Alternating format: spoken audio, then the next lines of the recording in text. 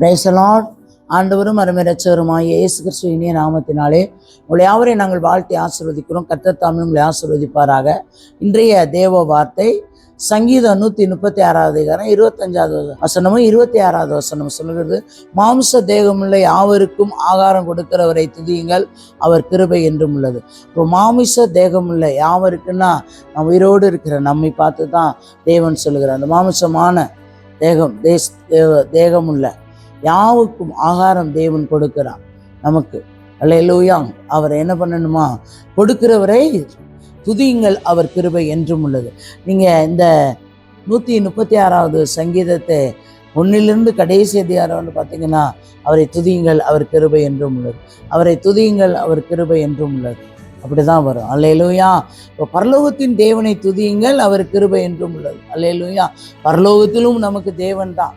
ஒருவேளை இந்த பூமியில் உங்களுக்கு உறவினர்கள் இருக்கலாம், நண்பர்களோ, உங்கள் பிள்ளைகள், அப்படிப்பட்டவர்களாம் பூமியில் இருக்கு. ஆனால் பரலோகத்தில் தேவனை தவிர நமக்கு யாருமே இல்லை. அல்லேலூயா. அப்போ பரலோகத்தின் தேவனை துதியுங்கள், அவர் கிருபை என்றும் உள்ளது. அல்லேலூயா. அப்போ துதிக்க தான் கிருபைகள் பெருகும். அல்லேலூயா. அப்போ துதிக்க சோத்திரம் சொல்ல கிருபைகள் பெருகும், தடைகள் உடைக்கும். அல்லேலூயா. அப்போ நல்ல மாம்ச தேகமுள்ள யாவருக்கும் ஆகாரம் கொடுத்திருக்கிறவரை துதியுங்கள், அவர் கிருபை என்றும்.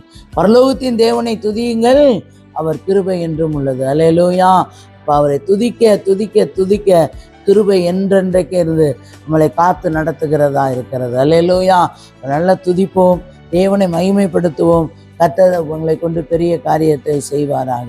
தகப்பனே, மை துதிக்கிறோம், சோத்திரம். கர்த்தாவே, சர்வ வல்லமையுள்ள தெய்வமே, மை துதிக்கிறோம், சோத்திரம். நேற்றும் இன்று மாறாத நல்ல தகப்பனே, பரிசுத்தம் உள்ள கருத்தில் ஒரு விஷயங்களை தாழ்த்தி கொண்டு பொறுப்பாத்துறோம். தேவன் பொறுப்புடுங்க, ஆசீர்வதி.